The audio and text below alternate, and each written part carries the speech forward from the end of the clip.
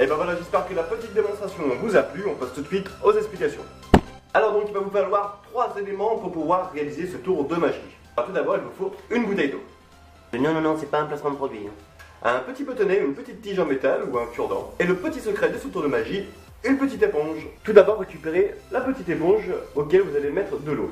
Donc vous puissiez appuyer comme ça qu'il y a un petit peu d'eau qui coule, pas trop parce que sinon ça risque de faire foirer le tour, vous allez voir en vous entraînant. Et vous allez placer tout simplement le petit morceau juste calé sur votre majeur et votre annulaire comme ceci.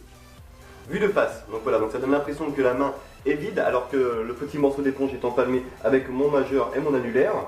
Et vous êtes prêts pour votre tour. Alors ensuite récupérez n'importe quelle bouteille, ça peut être une bouteille empruntée, un petit bâton, un petit bâtonnet et vous êtes prêts pour le tour de magie. Ensuite on va simuler, on va donner l'impression que le petit bâtonnet va rentrer à l'intérieur de la bouteille alors qu'on va tout simplement le faire glisser derrière nos doigts. Ensuite, une fois que vous avez donné l'illusion d'avoir rentré la tige à l'intérieur de la bouteille, vous allez tout simplement serrer les doigts et regardez, l'eau va s'échapper de l'éponge et créer l'illusion que vous avez transpercé la bouteille.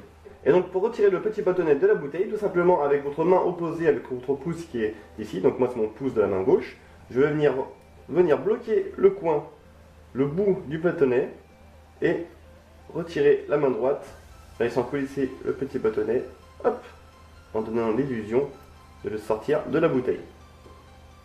Donc une fois que vous avez retiré tout ça, donc il va falloir vous débarrasser de la petite éponge. Si vous êtes en veste, tout ça, vous pouvez tout simplement vous débarrasser du petit bâtonnet dans la veste, en lâchant bien sûr l'éponge en même temps. Si vous êtes assis sur une table, déposez-le tout simplement sur vos genoux.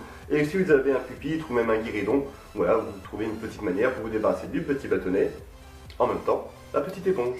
Donc une fois que vous avez retiré votre petit bâtonnet, avec la main opposée, vous allez garder votre pouce sur le trou, comme s'il y avait le trou, justement pour éviter que l'eau s'échappe. Donc voilà, vous vous tenez bloqué. Et puis ensuite, une fois que vous êtes débarrassé du petit bâtonnet, vous faites l'illusion, hop, de réparer la bouteille.